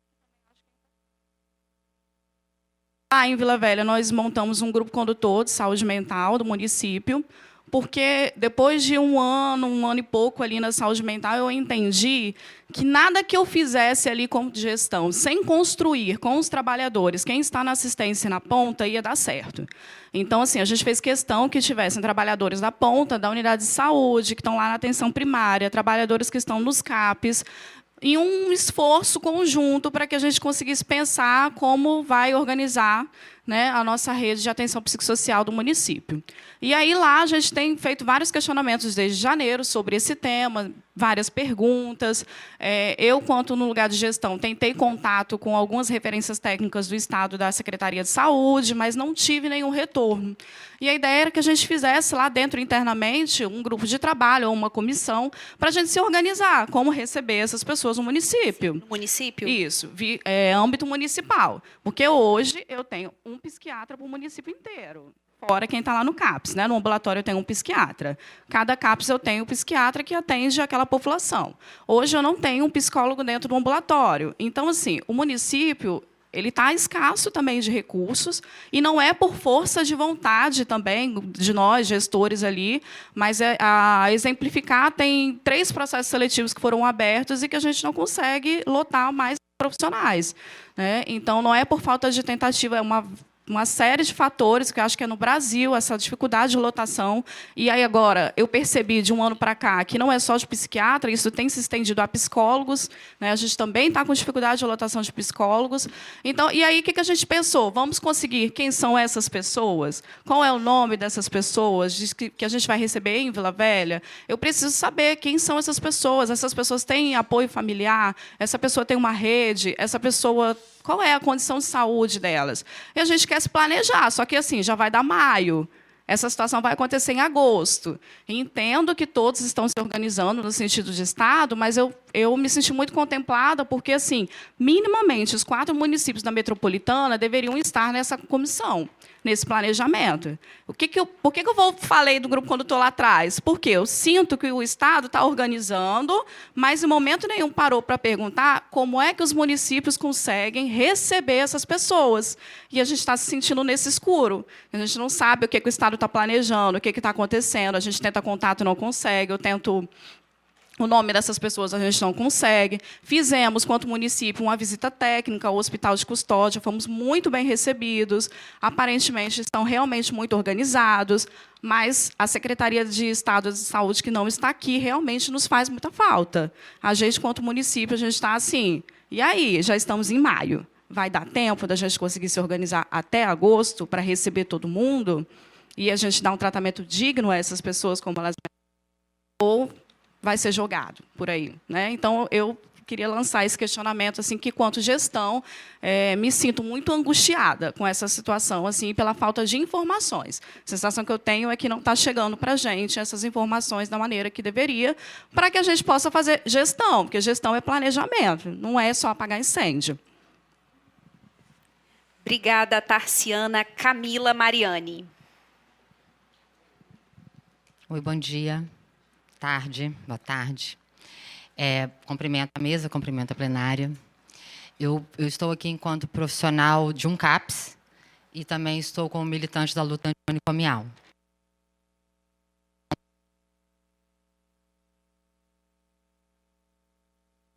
Falo isso porque em todos esses lugares, o lugar que a gente menos conversa é no CAPS sobre isso. A gente não tem informação. E somos nós, dos CAPS, dos serviços de saúde, de assistência, que vamos cuidar majoritariamente dessa população. Não que sejam os únicos espaços, que fique claro isso, né? Que fique bem explícito que essas pessoas precisam de diversos cuidados. E no CAPS, a gente não conversa sobre isso. Não tem informação, como a Tarciana falou. E eu trabalho num CAPS, e olha que eu sou bem atuante no meu trabalho e no movimento da luta, como meus colegas que me antecederam aqui. Tenho informações também, por exemplo, de que a comissão que discute as residências terapêuticas estaduais não discute sobre isso. Todas as pessoas que estão no CTP, que serão desinternadas, vão para suas famílias? Tenho dúvidas, muitas dúvidas. E aí alguém diz, vai para RT ou RI? As RTs estão preparadas? Tem vagas? As RIs têm vagas? Porque os serviços de assistência social dos municípios que eu tenho conhecimento, mas eu não tenho conhecimento de todos os municípios, não conseguirão receber. Não tem vaga, não tem suporte e pior, porque aí eu já ouvi de profissional da assistência social de abrigamento que diz a pessoa tem transtorno, a gente não pode acolher aqui. E nem era a pessoa da UCTP. As pessoas de abrigamentos de diferentes municípios, eu já ouvi, falam assim: isso é coisa da saúde, a assistência social não vai receber. E isso não está na política, isso está no dia a dia, nas ações diárias, cotidianas. E aí não tem como receber, além da falta de espaço, né? Não cabe. Então, a gente tem pessoas em situação de rua que não querem ir para abrigamentos. Tem pessoas que querem, mas não tem vaga. Mas essas pessoas não querem ir para abrigamentos, aí tem várias questões de por que não querem, né? Como que são os abrigamentos? Mas esse não está na pauta hoje. Então, assim, não tem espaço. E outra coisa, me pergunto também, anotei essa questão, tem um grupo de trabalho e não tem um comitê. E como que o secretário disse, depois a assessora, acredito, falou, não sei, esqueci seu nome, me desculpe, ela disse assim, as secretarias estão fazendo seus fluxos.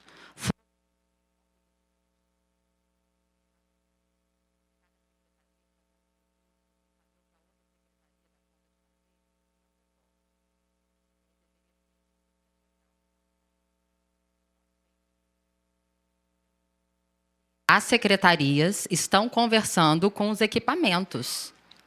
Porque o Hugo falou uma verdade ali, das várias que foram ditas hoje aqui, né? Mas ele disse os serviços, a RAPS não está pronta. Não tem completa. A gente não tem um centro de convivência e cultura. A gente não tem uma unidade de acolhimento. A gente só tem CAPS 3 em Vitória para transtorno mental e 1 para álcool e drogas no município inteiro. Vitória deveria ter 7 CAPS, temos 4. Vila Velha deveria ter 6 CAPS, temos 3. Cariacica nem álcool e drogas, atenção, tem. Tem 2 CAPS estaduais. Então, assim, cadê a Secretaria de Saúde? Eu sei que foi convidada, mas fica publicizada essa questão. Né? Cadê o secretário e a Secretaria de Saúde? E cadê a intersetorialidade do cuidado? Como professora, tem mais professores aqui, a gente discute a necessidade da intersetorialidade do cuidado desde o primeiro período de todas as disciplinas. E cadê que a gente não vê isso acontecer? Obrigada. Última inscrita, Luciene, que eu acho que está ali atrás, ou aí tem que chegar o microfone bem ali.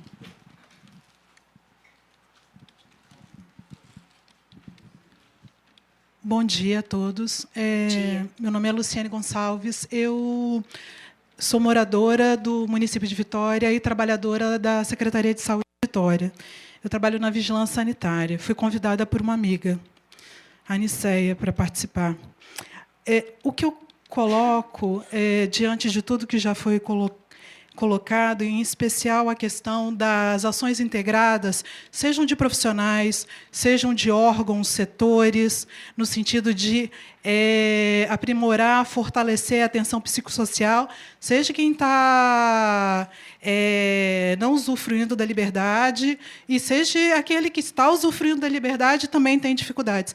É a questão da ação integrada. E aí, fala por último, a questão da articulação intersetorial.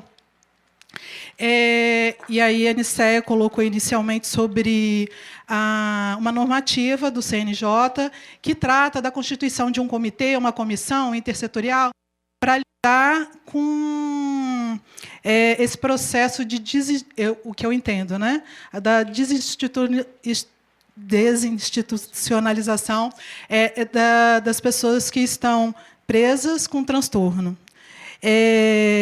Ora, eu pergunto o seguinte: o que pode ser feito nesse encontro, nessa plenária, desde já, né, para articular a instituição desse comitê, dessa comissão? Porque, além daquilo que já foi colocado, nós temos um diagnóstico que foi colocado aqui no final, antes, por todos. Falta isso, não temos aquilo outro. O que acontece? Além de otimizar os recursos, quando agimos de forma integrada, até para aprimorar esse diagnóstico, envolvendo as partes envolvidas, seja o Estado, na figura do setor saúde, da ação social, a Justiça, o Ministério Público e também os municípios, para fazer um diagnóstico e para priorizar recursos. Então, o que vai fortalecer esse processo sim, é agir conjuntamente. Aí eu pergunto à mesa: o que pode ser feito desde já, a partir dessa plenária, desencadear um processo de de constituição dessa comissão, desse comitê, já que está posto numa normativa e que todos aqui colocaram da relevância, da importância de fazer essas ações integradas. Muito obrigada, Luciene. Encerramos as inscrições. Antes da gente voltar aqui, eu queria só trazer algumas questões. Primeiro, a gente conversava aqui com o doutor Hugo, como que a gente faz para essa resolução 487 contribuir para o fortalecimento da RAPS. E isso ficou muito nítido nas falas de vocês. Fabiola traz os dados de financiamento. Esse é um tema que a gente, inclusive, tem debatido aqui na Assembleia, enquanto frente. Para nós, teria sido muito importante a presença da Secretaria de Saúde aqui. Ficou nítido, assim, que há muitas deficiências, digamos assim, nessa articulação com os municípios, nesse fluxo, e eu acho que esse é o tema que a gente vai tentar desdobrar, principalmente enquanto Comissão de Defesa dos Direitos Humanos, como que a gente entende, junto com a CESA, a construção desses fluxos, desses diálogos, junto com os municípios. E aí, assim, também faz falta aqui o Tribunal de Justiça. É importante a gente dizer, gente, acho que isso foi falado dos comitês, dos grupos, mas isso está na resolução do Conselho Nacional para os tribunais. É importante a gente entender, quando é falado na resolução, até confirmava isso aqui com os secretários, óbvio, isso não anula o Estado poder construir espaços de diálogo e construção, mas a resolução fala no âmbito dos tribunais. Então, seria importante o tribunal estar aqui, até para a gente trazer esse pleito, para que aqui no Estado do Espírito Santo, esse comitê, e depois a resolução fala GT, enfim, esse comitê ele pudesse contar com tudo aquilo que está previsto na resolução do Conselho Nacional de Justiça. Pelo que nós entendemos, a opção do Tribunal de Justiça do Estado do Espírito Santo não foi contemplar tudo aquilo que está previsto na resolução nacional, porque a resolução vai falar, inclusive, de várias instituições, espaços, mecanismo estadual, enfim, diálogo. E a opção do Tribunal de Justiça aqui, ao constituir o comitê, foi ter um comitê mais institucional, digamos assim. Eu acho que a gente pode, inclusive, enquanto comissão, também fazer essa provocação para o Tribunal de Justiça nesse sentido. E, por último, queria falar também, deixa eu ver o que mais que a gente falou aqui. Não é isso, só fazer esse... última coisa, acho que a Fabiola falou uma coisa super importante, o destaque dado aos crimes e não a trajetória, a quem são essas pessoas. Acho que isso foi uma das grandes críticas, inclusive, que a gente fez, a forma como isso foi tratado a partir de alguns títulos da imprensa. Evidencia o crime, mas não fala da trajetória, não fala quem são esses sujeitos. A Fabiola menciona do perfil. Então, acho que esse é também um dos temas que a gente pode, enquanto Comissão de Direitos Humanos, trabalhar. Então, a gente sai daqui com propostas para a comissão, para a gente tentar incidir politicamente, óbvio, dentro dos limites do que é o Poder Legislativo Estadual, entendendo aí o que são cada uma dessas instituições e esses poderes. Então, respeitando aí essas competências de cada um. Passo aqui para o secretário Rafael, depois para a Cíntia. Deputada Irine também vai querer falar depois, ou já quer falar agora? Eu gostaria de falar agora, porque eu tenho médico antes da sessão. Então, rapidinho, secretários, passo para a deputada Irine. Eu não vou me alongar. Eu acho que, assim, é um produto que essa reunião aqui pode fazer, primeiro, é formalizar via a comissão a falta que fez a ausência deles aqui. A segunda questão é o prosseguimento do debate, porque, se não tem comitê, vai ter que ter. Então, participação, deputada? Tem que ter. A lei determina, foi uma conquista da sociedade. E, quando eu falo sociedade, eu falo, inclusive, uma parte das pessoas que hoje estão na gestão pública e que têm compromissos com isso. Então, assim, se os estados e o Estado do Espírito Santo não se preparou, agosto está aí, então está chegando, o não se preparar não pode ser justificativa. É uma constatação. Como muda essa constatação? O que é necessário ser feito para mudar constatar que não se preparou? Então, eu acho que esses são alguns dos produtos que essa nossa reunião aqui hoje pode produzir. Bom, a Camila sabe, eu estou em tratamento de saúde, então eu retornei à casa ontem, mas ao retornar à casa eu tenho que retornar aos médicos também para prestar minhas contas, tá certo? A gente está muito feliz que a senhora voltou. Muito obrigado e um abraço a todos e todas. A gente está muito feliz que a senhora voltou, e eu acho que uma das coisas que a gente pode reportar também é essa fala dos próprios municípios, né? Eu acho que é uma coisa que a gente pode pensar como a gente sistematiza como produto mesmo assim dessa escuta da comissão. Secretário. Deputada, melhoras para a senhora, hein? Desejo melhoras.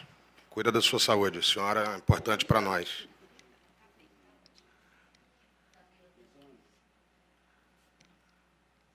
Fico muito feliz de estar aqui, a gente já caminha para o encerramento, né, deputada?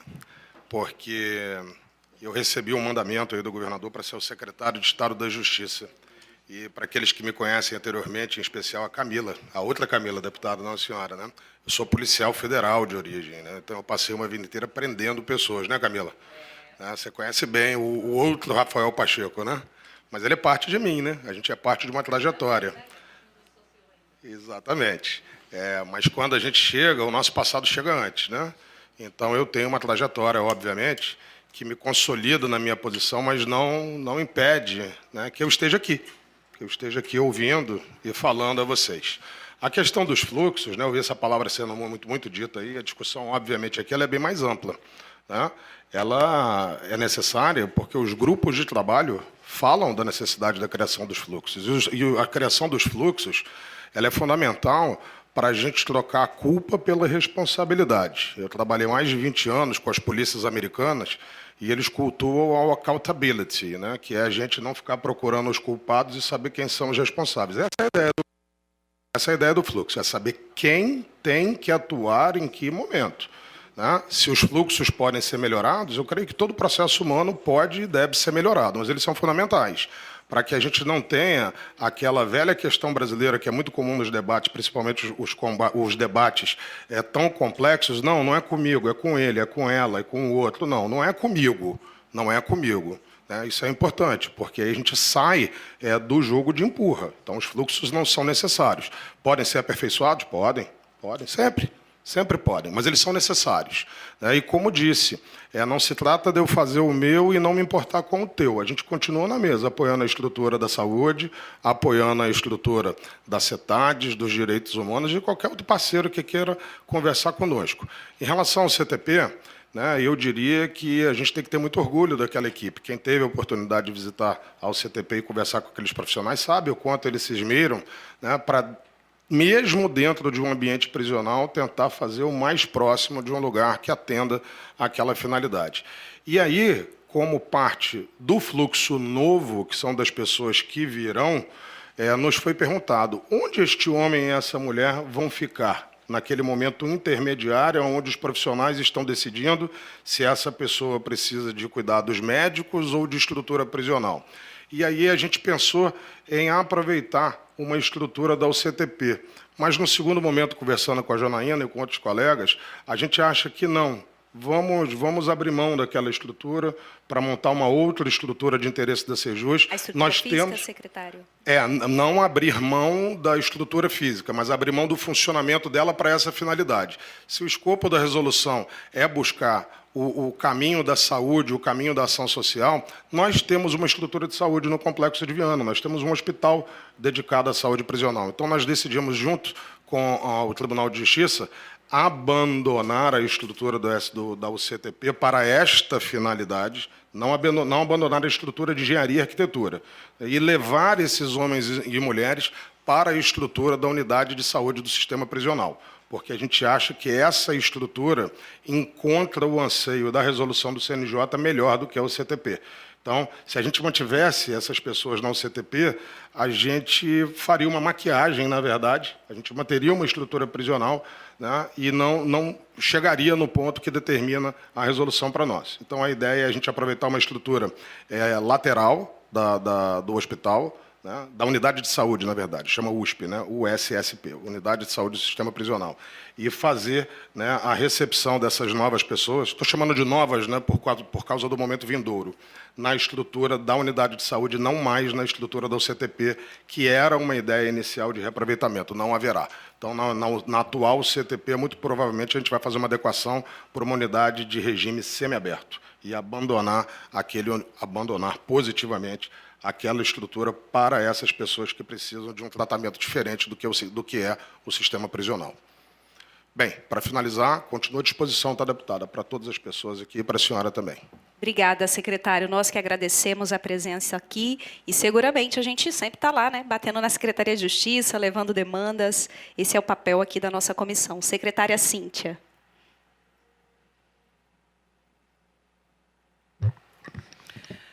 Bem, deputada Cetades também, Secretaria de Trabalho, Assistência e Desenvolvimento Social, está sempre à disposição dessa comissão. A gente tem várias pautas conjuntas, já estivemos aqui em outras e ela certamente não se encerra nessa, até porque nesta pauta que nós tratamos aqui hoje, como a gente ainda não tem a instituição dos comitês pelo tribunal, o Estado não se eximiu da sua responsabilidade em momento algum, por isso criou os grupos técnicos dentro da nossa intersetorialidade institucional, para que a gente desse, sim, caminhos e possibilidades para garantir dignidade dessas pessoas que precisam sair da condição que estão, inclusive por determinação e talvez até, como a gente já viu aqui nesse processo tardia, né, pela decisão, mas estamos aí para contribuir no processo. No início da minha fala, eu disse aqui que nós precisamos realmente entender quais são os contextos de vida de cada um desses cidadãos e de cada uma dessas cidadãs de forma individualizada, como está sendo feito, para a gente não continuar confundindo transtorno com deficiência e aí acolhê-las novamente em espaços ou equipamentos e serviços públicos que não garantam a dignidade e apenas troque o manicômio judicial de local. Então, quando a gente, às vezes, diz que uma RI, por exemplo, não pode acolher, não é porque nós não queremos acolher, é porque nós precisamos garantir que esse cidadão ou que essa cidadã esteja no local ideal para o seu acompanhamento, né, do ponto de vista institucional e de competência, para a gente não ferir a dignidade novamente dessas pessoas, né, e também não colocar esses espaços que precisam atender outro tipo de serviço também em situação de falta de necessidade de vaga e de profissional, como a gente já vem acompanhando e vendo isso acontecer. Então, a gente precisa trabalhar, sim, a intersetorialidade, que seja pensar nos desafios que nós temos pela frente, de talvez espaços e equipamentos híbridos, que é o que a gente entende que seriam grandes possibilidades, mas também sempre colocar a Cetades e a Secretaria à disposição para a gente continuar nesse debate, nessa discussão. Obrigada, secretária. Doutor Hugo. Pessoal, é só para agradecer a oportunidade de participar desse debate, cumprimentar todas e todos, registrar que a Defensoria entende que a Resolução 487 do CNJ é uma oportunidade que a sociedade brasileira tem de enfrentar as fragilidades da rede de atenção psicossocial, de buscar o fortalecimento dos equipamentos, a implantação de novos equipamentos. Esse é um grande desafio no Estado do Espírito Santo e a Defensoria Pública está à disposição. E, enfim, era isso, não vou tomar muito do tempo, não. Obrigada, doutor Hugo. Maristela. Acho que não está ligado. Oi. Ligou. Só para agradecer a presença, o convite, né, da deputada Camila e a presença de todas as pessoas. Acho que é uma representatividade muito boa, né? Talvez essa Merece uma audiência num espaço maior, né, deputada? Muito boa, muita Com ar-condicionado, presença, né? Com ar-condicionado Vocês de me preferência. desculpem, gente. Mas a Secretaria de Direitos Humanos está à disposição, né, para a gente prosseguir, né, aprofundar esse debate que é tão importante, tá bom? E garantir os direitos dessas pessoas que lá estão. Obrigada, Maristela. Gente, eu quero pedir desculpas vocês pela falta do ar-condicionado. A gente está com problemas, a gente falava sobre isso nos nossos auditórios e todas as nossas atividades estão ficando assim, ó, super quente. Eu estou vendo todo mundo suando, desculpas. Eu quero agradecer a presença de cada um e cada uma de vocês. Foi muito bom ouvir, foi muito bom ter a presença dos municípios, exatamente para a gente entender onde está o problema, né? O que precisa avançar. O prazo é curto, a gente falou aqui, né? Então a gente precisa cobrar do Estado, a gente precisa cobrar do tribunal, que tem uma resolução que estabelece, né, a forma como isso tem que ser conduzido, e a gente precisa incidir para o fortalecimento da rede de atenção psicossocial, para essa articulação com os municípios, porque a gente está entendendo que aí tem uma fragilidade importante, inclusive que inviabiliza o cumprimento desse prazo, porque vamos pensar, agosto está aí, se essa articulação, né, Tarciana falava de Vila Velha, provavelmente a situação de outras cidades, né, inclusive algumas, a gente tem Vitória aqui presente, enfim, outros municípios, então provavelmente a gente tem um impacto grande que, inclusive, inviabiliza até esse cumprimento do prazo estabelecido pelo próprio tribunal, né, pelo Conselho Nacional de Justiça. Então, a gente vai, enquanto comissão, desdobrar em algumas ações e a gente pode avaliar, sim, Maristela, a construção de uma audiência, algo mais amplo, para a gente poder ouvir e mobilizar também outras cidades. Antes, eu acho que a gente precisa entender algumas coisas junto do próprio tribunal e também junto com o Estado. Tá bom? Nada mais havendo a tratar, declaro encerrados os trabalhos desta comissão. Antes, porém, convido a senhora deputada e os senhores deputados para a próxima reunião, que será extraordinária. Na verdade, a gente não alterou, vou ler como está aqui, Bernardo, na forma de audiência pública com o tema Plano Nacional de Proteção a Defensores e Defensoras dos Direitos Humanos, a realizar-se no dia 3 de maio, às 13 horas, no auditório Hermógenes Lima da Fonseca, nesta Casa de Leis.